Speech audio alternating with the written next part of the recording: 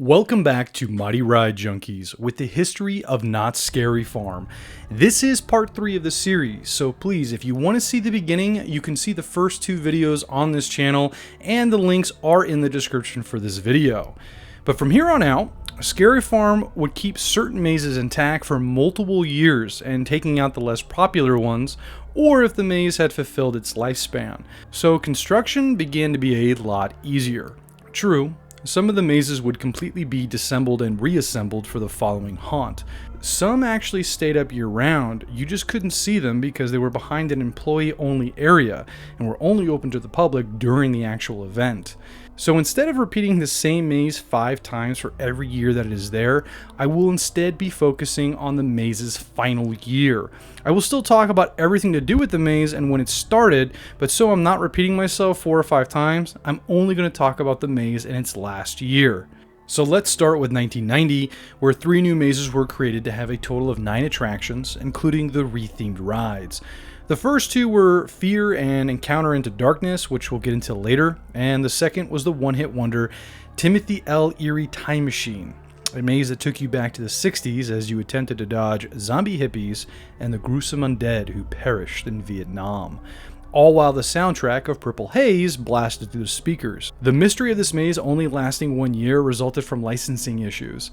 The very vague reasoning makes me think Jimi Hendrix's estate only gave the park 1 year to use the soundtrack, or they had no idea it was being used until later and gave a cease and desist letter. Personally, I'm leaning more towards the first because you could have simply changed the music to something else and the maze still would have worked. However, though, that is complete speculation. 1991 saw a lot of mazes' final year. Bates Motel, which had originally started in 1988, a maze that attempted to look just like the Psycho movie, but claimed it had no affiliation just for copyright purposes. While the maze saw little upgrades every year, it suffered a rarity you just don't see anymore. The upgrades began taking the charm out of the maze. While some rooms never were touched, others became unrecognizable. Bates Motel was slated to return for the 1992 season, but Universal Studios, who owned the rights to Psycho, was planning to bring back their Halloween event, and Knott's wasn't looking for any court battles. Threshold of Doom, which began back in 1989, was a retheme for the Calico Mine Train. Nothing too special here, as it was just flooded with Halloween decorations, animatronics, and scare actors. The Fear, which premiered the previous season, ended. Fear focused on only one thing: trying to scare you. From random flickering lights to leave you in the dark, to being trapped in an insane asylum, and of course, targeting those phobias. The maze really didn't focus on a story, more so on what everyone goes to the park to do: to get scared. Encounters of Darkness, which also premiered the previous season, focused on the demonic paranormal, as you would walk into one of the darkest parts of the park and into the darkest maze of the year, you would encounter cursed undead cowboys and saloon girls, while also the occasional demon.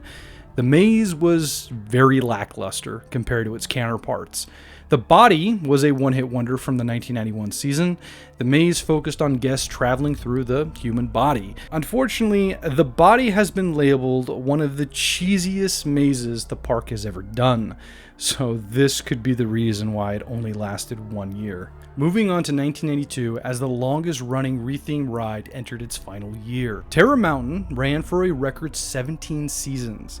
Terra Mountain was the Halloween retheme for the Timber Mountain Log Ride. While the ride did go under different banners periodically, this was just a marketing scheme, as the ride decorations, the layout, and the scare actors' locations didn't change at all.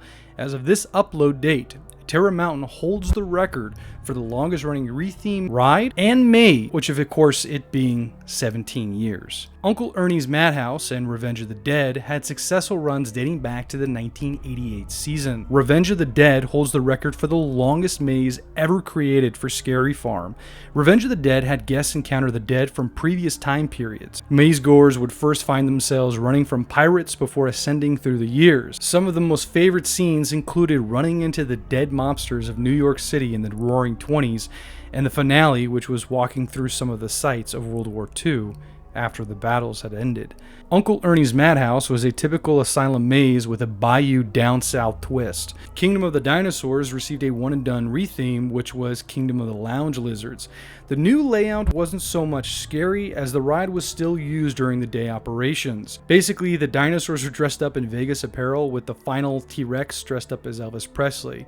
The only difference between day and night operations were scare actors throughout the ride, and there was also a comedian who would heckle the people on the ride as they passed them, and it wasn't very family friendly. 1993 only saw the finale of one maze, Temple of Sacrifice, which themed around Aztecs/Mayans trying to use you as their sacrifice for the gods.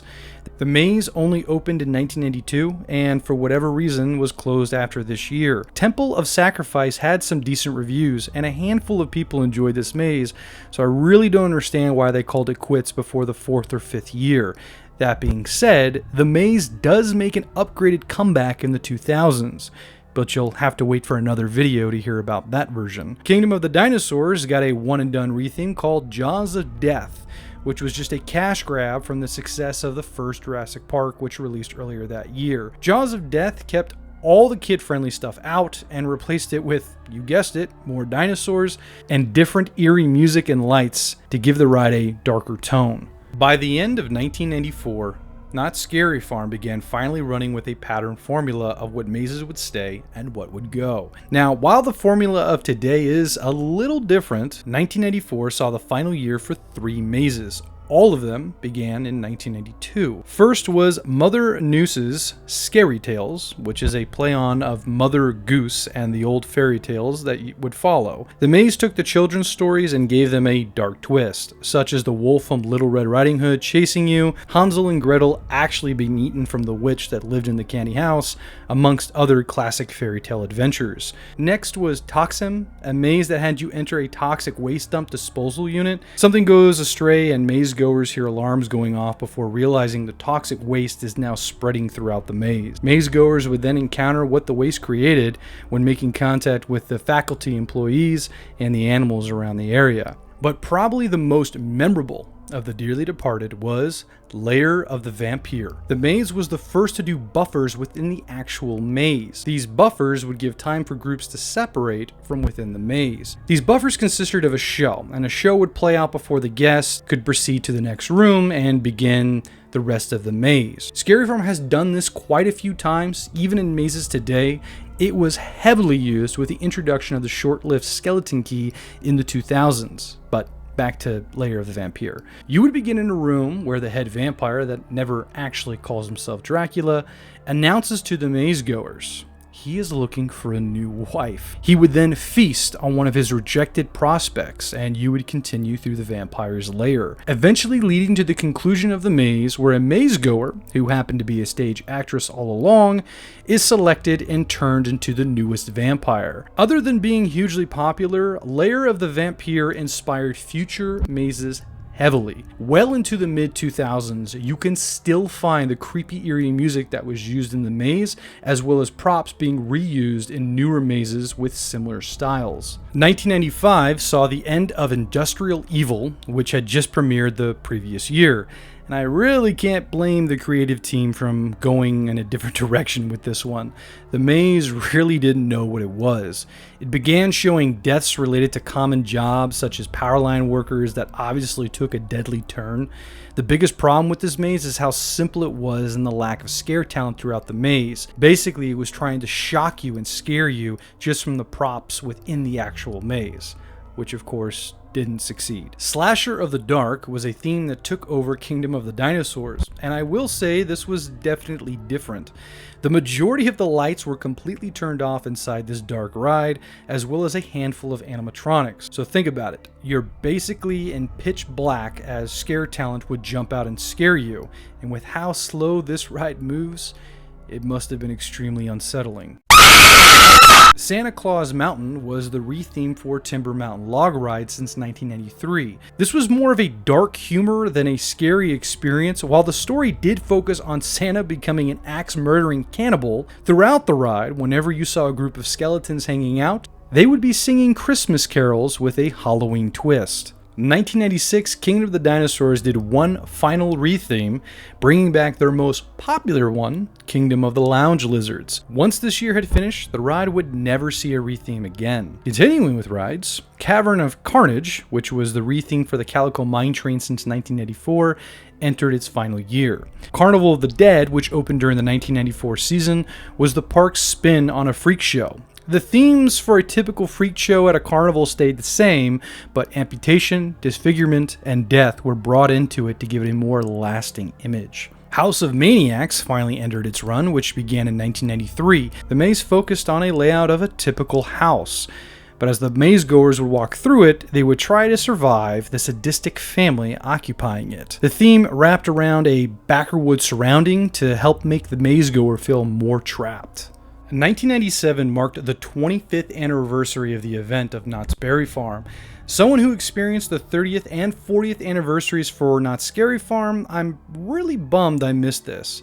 The 25th anniversary started off with making the entire park free game for monsters, provided you aren't in a store, restaurant, or the bathroom. Those last two being violated a couple times. But this marked the first year that no matter where you turned, you never knew what you would find around the corner. There was a one and done maze this year that I'm actually bummed Scary Farm didn't continue with this tradition during the 30th year, and that was a maze called 25 Years of Fear. The maze didn't so much have a story, rather each room in the maze represented a key scene from the most popular mazes from the last 25 years. Cool concept. They didn't continue with this, unfortunately, and I wish they'll do something like this for the 50th year. Maybe this is something they're only doing every 25 years. 1996 saw a maze called Toon Territory. By the conclusion of this season, it was done. The maze focused on old cartoons from back in the 70s, 80s, and some early 90s with a darker twist. For example, one of the most memorable parts people loved about this maze was Speed Racer. Now you would see the iconic outfit on someone who clearly died in a car wreck. While the idea is cool in concept, the real deal was a little more corny than people wanted, and the maze didn't return the following year. Two mazes from 1995 retired, the first called The Curse of the Werewolf. Nothing too special here, but it would inspire future mazes. The story focused on a woman being bitten by a werewolf. As you continued through the maze, you would see people who had been killed by the werewolf, and others who were in the process of turning. The finale was a close-up encounter with an animatronic wolfman. Ghost Town Dead and Breakfast was an original maze that had the maze goer go into a bed and breakfast style plantation, except everyone was zombified. All the food was spoiled, and all the living leisures and comforts we're used to had a hellish twist to them. With Knott's Scary Farm now focusing more so on mazes rather than its shows, 1998 now had 10 attractions from mazes to rethemed rides within the event. 1998 marked the final year that Freddy Krueger hosted the popular Hanging Show. The Hanging was a ghost of its former self. The show had now officially been labeled a dark comedy, which it already technically was since 1989. But this year marked when they really only stuck with events from the year of 1998 into their show. The Hanging would later become a show that focused only on pop culture events in the year it took place. Freddy Krueger did make some appearances in future hangings, but it was more of a supporting or even an ensemble role, but more on that later. 1998 also saw the final showdown for Nightmares, a maze that had been popular since 1993 when it was first released. The maze focused on a woman near Stonehenge who curses you with the ability to see the worst in everything. The story of the maze begins as you are surrounded by mind-stimulating art, scare actors focusing more so on the scenes rather than scaring you, which made it that more creepy, and the lights, music, and a combination of mirrors to disorient you. Unfortunately, I never got to experience this maze, but within the Scary Farm community, Nightmares became a favorite as it is labeled one of the best mazes Scary Farm has ever put on. Scary Farm, I'm trying to be ironic, called the maze Nightmares the Awakening in the final year before awakening from your nightmares. 1999 saw the Crypt Keeper hosting the event. He took up place within a maze that had already been operating for the last 2 seasons, but put his own spin on it. He also hosted this year's Hanging. Bigfoot's Revenge was kind of the re-theme for the ride Bigfoot Rapids, which is now known as the Calico River Rapid Ride. I say kinda because they really didn't do too much here. Since 1997, during the Halloween event, they would turn out all main operational lights and they were replaced with lights of various colors and fog throughout the ride. This year only introduced eerie music with a more intimidating Bigfoot sound that you would not get during the day operation. Its goal was to make you feel like you were by yourself in the middle of nowhere with nowhere to run. Funny, because this ride is usually dead during Scary Farm anyway. Domination of the Dead was a maze that began in 1996. I'm not going to get into it now because this maze does come back with an exact carbon copy during the 40th anniversary. When I cover the 40th anniversary, I will talk about Domination of the Dead. But for now, let's talk about the Underworld Unearth, which served as the re-theme for the Calico Mine Train from 1997 to 1999. The idea was that demonic entities had escaped from the underworld and were looking for you. And that covers the 1990s. 2 or 3 more videos of Not Scary Farm, I'm losing count here, are coming. So until then, take care and be safe.